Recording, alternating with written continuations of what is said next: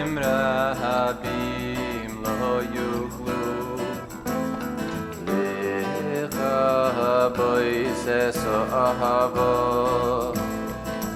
to our website, which is HebrewLearningCircles.org. Go to Jewish Resources, scroll down to Parsha Videos, and you'll find the source sheet right there. He reminds them of the covenant, the revelation at Mount Horeb, which is the same as Mount Sinai, and the covenant that was struck between God and Israel, which its most simplistic and well-known form is the tablets of the Ten Commandments. And the Izhbitzer here, along with the other sages, is going to ask about the deeper nature of that covenant. And it brings up a lot of questions. Covenant, why covenant? Who needs to have a contract with God? It feels so business-like, to have a covenant. You do this for me, I'll do that for you. God will bring them into the land and protect them and bless them and give them success. That's God's side. And for us, for the people of Israel, we need to follow a set of rules that will make us a nation that is exemplary. An example of what a godly, both morally and spiritually elevated and perfect society can be. And that's kind of like this, the simple outlines of the covenant, right? We be the A team, and we get you could say the special protection and resources we need and the safety we need. And so the Torah says the following, and this is, by the way, this is chapter 5 in the book of Deuteronomy, and the verses, we'll look at our verses 2, 3, and 4 in chapter 5, where as verse 3, the middle verse, is the one that the Izhbitzer is going to delve very simply but powerfully a little deeper into. So it goes like this: Adonai Eloheinu karat imanu brit bechorev. Very simple. Our God, Adonai, made a covenant with us at Horeb. As I said, that was another name for Mount Sinai. Lo et avoteinu karat Adonai et habrit hazot. It was not with our ancestors that Adonai made this covenant. Ki itanu anachnu ele po hayom kulanu chaim. But with us, the living, every one of us who is alive here today. And then the next verse is Panim befanim diber Adonai imachem bahar mitoch ha'esh. Face to face, Adonai spoke to you on the mountain out of the fire. Face to face, right? There's something very, very direct, very immediate about that. The Torah doesn't say things just poetically or just to say. And there's something about that meeting face to face that I think encapsulates what the Izhbitzer, how the Izhbitzer is going to open this up. But let's follow the sages' questions, our questions, your questions, about verse 3, the one in the middle. It was not with our ancestors that God created the covenant, although remember, this is 40 years later. So most of the ancestors that were actually present, were mature adults at the time of the revelation, are now past. And the generation that Moses is about to pass, the generation that Moses is speaking to, is the generation that was born in the desert, that heard of the revelation, heard of the receiving of the Torah, that face-to-face interaction with the divine, but were not actually there. Izhbitzer asks, and so do the sages, why does Moses point out that God's covenant was made with all Jewish generations, not only those who witnessed the actual revelation at Mount Sinai. And the question is, why did he point it out? Also, isn't that obvious? Doesn't it go without saying? Why does Moses have to make like a thing of it? Why does Moses have to, bring this up now? You could claim that everybody, it's tradition. Everybody, especially that generation, have heard it. Their parents were there. The next question the Izhbitzer asks is, why does Moses emphasize further, and this is the second part of the sentence, you'll see that in a moment, that it is made with all of us living, the word living here today. So the end of the sentence is, but with us, those who are living here today, alive here today. Why does Moses have to emphasize that? Wouldn't it have been enough to say that it was not with those who were at Mount Sinai, but it was actually with all of us, all generations, your generation, your children's generation, and so on and so forth. Is it specifically significant that the adherents to the covenant are alive right here and now? That's where the Izhbitzer is going. It's Ibn Ezra in this case. He says that, he asks the question, why does the text say, made the covenant with us? And then it says, those of us who are here today alive. And there's a redundancy here. With us, those of us who are here today alive. And he says, there's a duplicity there. Why does he say that? So why does Moses say that? And then Ibn Ezra says, well, when Moses says with us, that means with the people, with the project. So there's an abstraction to it, with all generations. The with us could be interpreted in grand ways, right? With forever and ever. But Moses wanted to emphasize that don't think about it abstractly. It's with us, those of us who are here today, meaning it obligates you. This is real. There's this book by Alan Lew, a great rabbi of memory, blessed memory, and the title of his book is "This is Real, and You Are Completely Unprepared."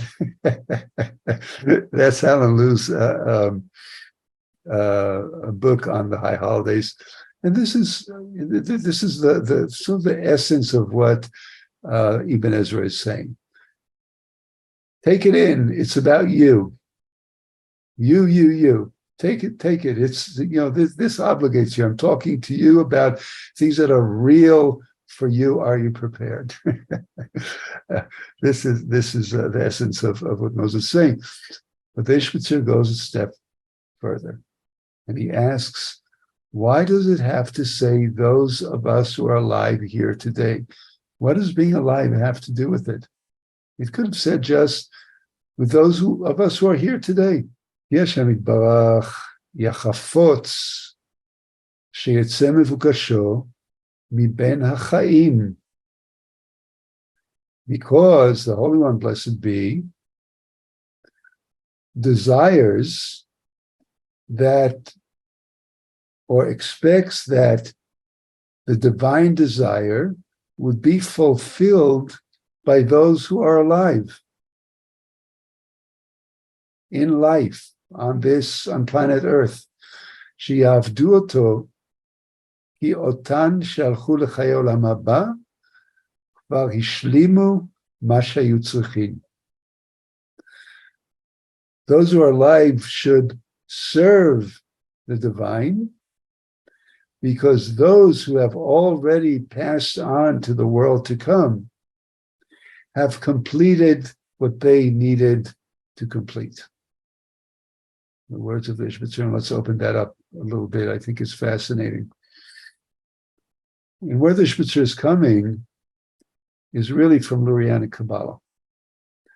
And the Holy Ari taught us that every soul that incarnates, that comes into this world, comes with a purpose, comes with some kind of covenant, some kind of contract between myself, yourself, and the divine.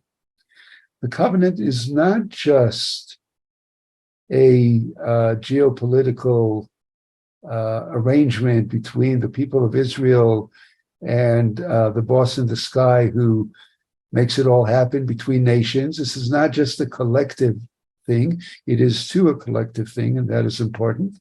It's an important tenet in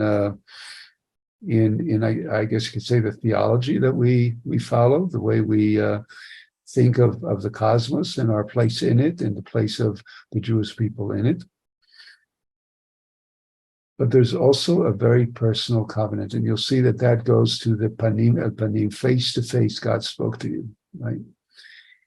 What the Izhbitzer is teaching us, that Moses wanted to emphasize that every one of you, your very soul, is involved, and it's important. It's meaningful, is saying Moses to the people. And what does it mean? It means then when we come into the world, there is something that we need to get done, something we need to learn, something we need to complete, something we need to reform in our soul. The Kabbalah calls that Tikkun ha'olam. We need to bring some kind of repair, some kind of reformation. There's something that we need to shift internally within our own soul. We come in with a soul print, and we have a pact with God that we're going to work on that soul and refine it so we leave better than we came in, or different, transformed,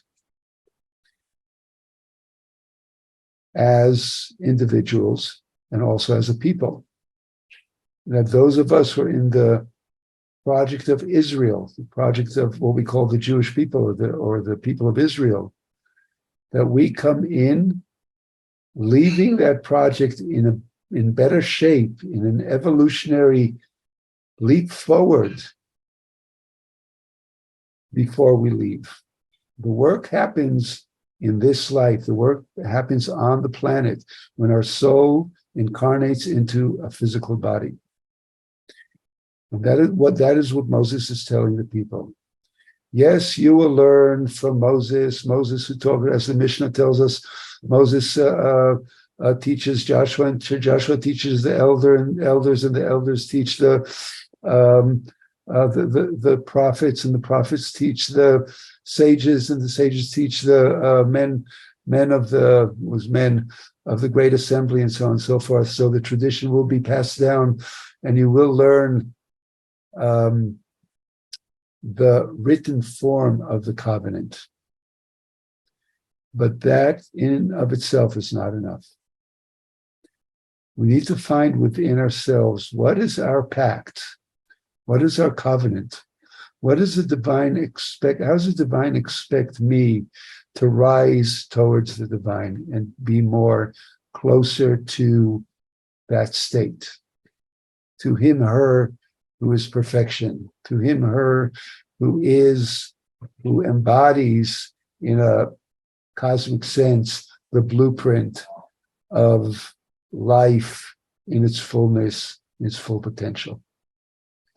So you could think of covenant not only of a contract, you do your part, I do my part, but as an ask, an expectation that each one of us, that you and I, fulfill our greatest potential, fulfill our mission, fulfill the purpose of Tikkun that we were destined to fulfill on this earth, and that takes intentionality and work and study, and that is the spiritual life and the spiritual work, according to the Izhbitzer, according to our tradition. Those of us who are alive in our bodies here today, the task is on us. And I want to offer that as from a place of a cup half full, especially now that I'm here in the Holy Land in our, in Eretz HaKodesh in Israel, and there's so much trouble going on. And it feels like we're so divided. And it's so easy for one side to say the other side is not fulfilling the covenant. It's pretty clear to me. I'm not going to tell you which side I'm on. I'm going to say neutral, but it's pretty clear. But I do have a side.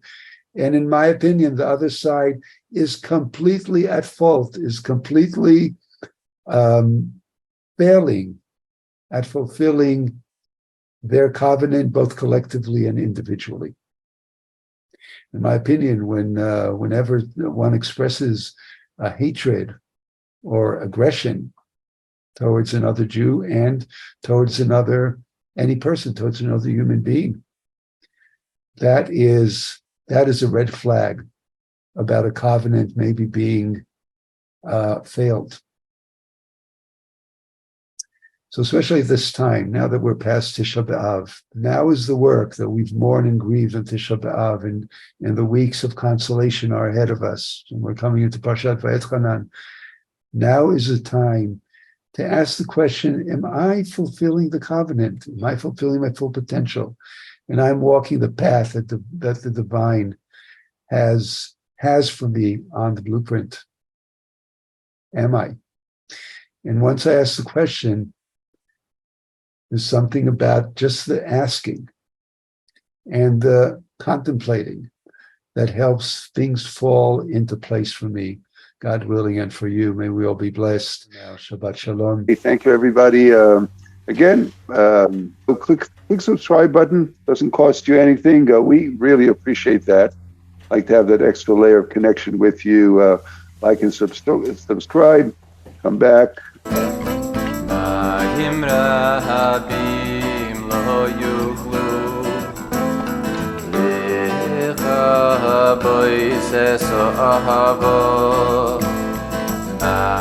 Rabbi